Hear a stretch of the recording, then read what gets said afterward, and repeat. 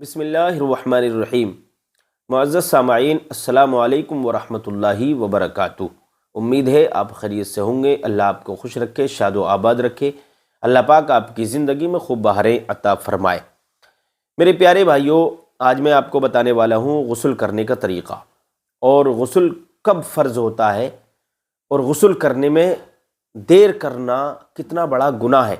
یہ چیزیں آج میں آپ کے سامنے رکھنے والا ہوں۔ آپ محبت سے سنیے، ویڈیو کو بالکل بھی چھوڑ کر مت جائیے بیچ میں، آپ کی بات سمجھ میں نہیں آئے گی۔ بہت بڑا فائدہ آپ کو ملنے والا ہے، آپ کی جانکاری میں اضافہ ہونے والا ہے۔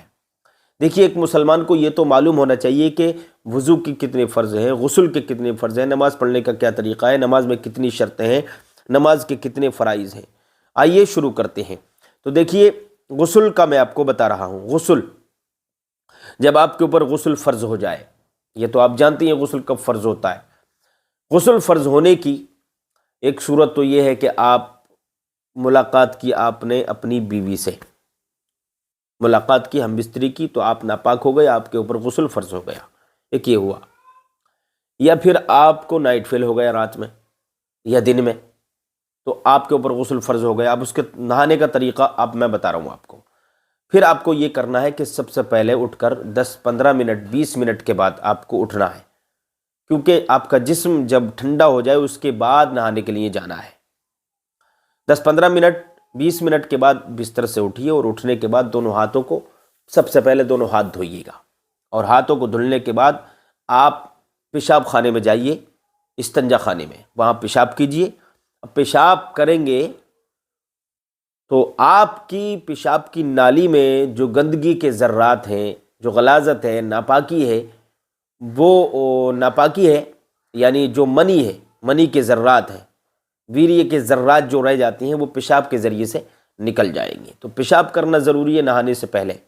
یہ دو غلطی بہت لوگ کر دیتے ہیں کہ وہ پیشاب نہیں کرتے، پیشاب کیے بغیر ہی غسل کر لیتے ہیں، تو ان کا غسل نہیں ہوتا، بلکہ نہانے سے پہلے وہ پیشاب کریں، تو اس سے فائدہ یہ ہوگا کہ جو پیشاب کی نالی میں ویریہ یا منی کے قطرات ہوں گے وہ پیشاب کے ذریعے سے نکل جائیں گے، نالی صاف ہوگی، اور اس سے دوسری بیماری یہ بھی ہو سکتی ہے، دوسرا حرج یہ بھی لازم آ سکتا ہے، دوسری پریشانی یہ بھی آ سکتی ہے کہ پیشاب کی نالی میں اگر منی یا ویریہ رکا تو اس میں کوئی بیماری لاحق ہو سکتی ہے، کوئی مرض لگ سکتا ہے جو آپ کو پریشان کر کے رکھتے ہیں۔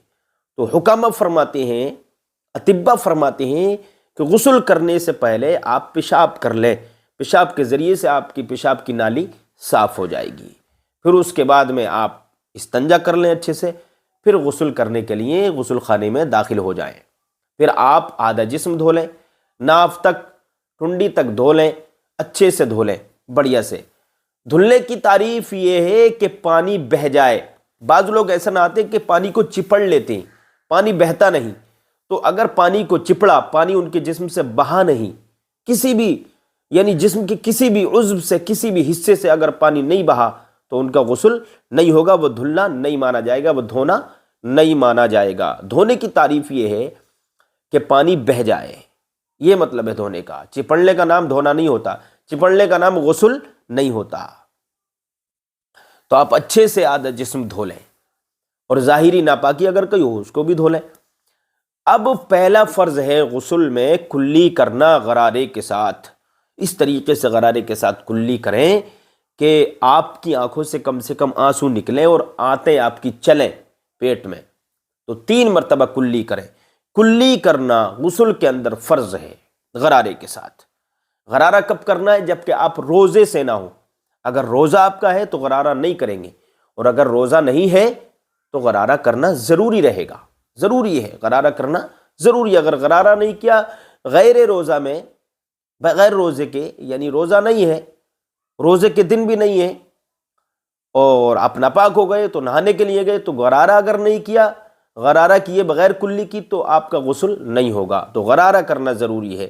اگر روزہ ہے تو غرارہ نہیں کرنا ہے، روزہ نہیں ہے تو غرارہ کرنا ضروری ہے۔ کلی ایک فرض ہو گیا۔ دوسرا فرض ہے ناک میں پانی چڑھانا۔ اب پانی چڑھانے کی ترکیب یہ ہے، طریقہ یہ ہے کہ آپ پانی یہاں چلو میں لے لیں اور ناک کے سرے پر رکھ دیں، یہاں چونچ پر رکھ کے اوپر کو سانس لیں، ہلکا سا پانی یہاں تک پہنچ جائے، ناک کی ملائم ہڈی تک پہنچ جائے۔ 3 مرتبہ پانی چڑھائیے، 3 مرتبہ، اور پھر بائیں ہاتھ کی چھوٹی انگلی کو ناک میں ڈالیے اور اس کو چلا لیجیے ناک میں، اور پھر اس طریقے سے پکڑ کے دانے ہاتھ سے انگوٹھا اور شہادت کی انگلی سے پکڑ کے اس کو صاف کر دیجیے۔ بس یہ دوسرا فرض ہو گیا۔ اب تیسرا فرض ہے، اب تیسرے فرض کی باری آتی ہے کہ سارے بدن پر پانی بہانا۔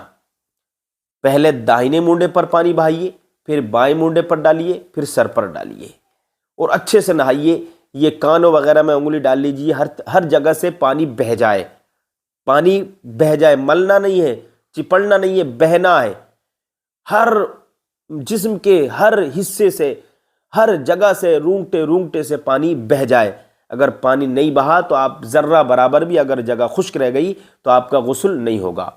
تو اب میں اگر کچھ لوگوں کا یہ کہنا رہتا ہے کہ جو غسل میں وضو کرتے ہیں کیا اس سے نماز ہو جاتی ہے، قرآن شریف پڑھ سکتے ہیں؟ تو بالکل پڑھ سکتے ہیں۔ اگر آپ نے غسل کے اندر وضو کر لیا اور عبادت کرنے کی نیت آپ نے کی ہے تو بالکل آپ ہر عبادت کر سکتے ہیں اللہ کی اسی وضو سے۔ تو اب ناک میں پانی ڈالا تھا، اس کے بعد اگر وضو بھی آپ کو کرنا ہے، وضو غسل کے اندر کرنا سنت ہے، تو آپ چہرہ دھوئیں گے۔ چہرہ دھونے کے بعد چہرے کی مقدار وہی ہے کہ پیشانی کے بالوں سے تھوڑی کے نیچے تک، ایک کان کی لو سے دوسرے کان کی لو تک چہرہ دھونا ہے بڑھیا طریقے سے۔ پھر دونوں ہاتھ کونیوں سمیت دھو لیجئے، پھر سر کا مسح کر لیجئے۔ بہت سارے لوگوں سے مسح کرنا نہیں آتا ہے، آج میں آپ کو مسح کرنا سکھائے دیتا ہوں۔ مسح اس طریقے سے کرنا ہے، آپ کو یہ لے جانا ہے، پھر یہ چھوڑ دینا ہے، پھر یہ کرنا ہے، اس طریقے سے کرنا ہے یہ، اور پھر یہ کرنا ہے، اور یہ کرنا ہے، یہ کر کے اس طریقے سے کر لینا ہے۔ یہ مسح آپ کا مکمل ہو گیا۔ یہ 3 فرض ہو گئے، یعنی وضو کے 3 فرض ہوئے ہیں، غسل کے تو 2 ہو گئے ہیں۔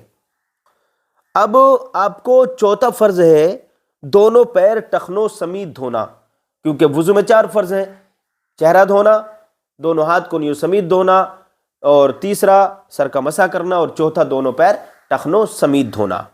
اب آپ پیروں کو دھل لیں۔ اگر آپ اونچی جگہ پر نہا رہے ہیں، غسل کر رہے ہیں اور ایسی جگہ پر نہا رہے ہیں جہاں پانی رکتا ہے تو ابھی پیروں کو روک دیں۔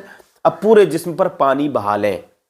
پہلے دانے مونڈے پر پانی ڈالیے، پھر بائیں مونڈے پر پانی ڈالیے، پھر سر پہ، اور اچھے سے مل کے نہا لیجئے، کہیں بھی کوئی جگہ خشک نہ رہے۔ اگر خشک رہی تو آپ کا غسل نہیں ہوگا۔ تو یاد رکھیں کہ وضو میں 4 فرض ہیں اور غسل میں 3 فرض ہیں۔ یہ دونوں چیزیں، دونوں فرائض میں نے آپ کو بتا دیے ہیں۔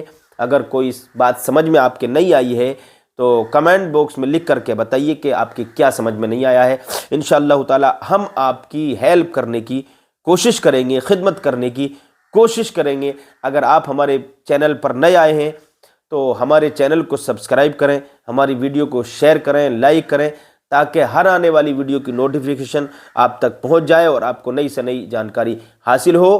آپ عمل کریں اور فائدہ اٹھائیں، نہ چیز کو دعاؤں میں یاد رکھیں۔ کل ملیں گے ایک نئی ویڈیو کے ساتھ۔ السلام علیکم۔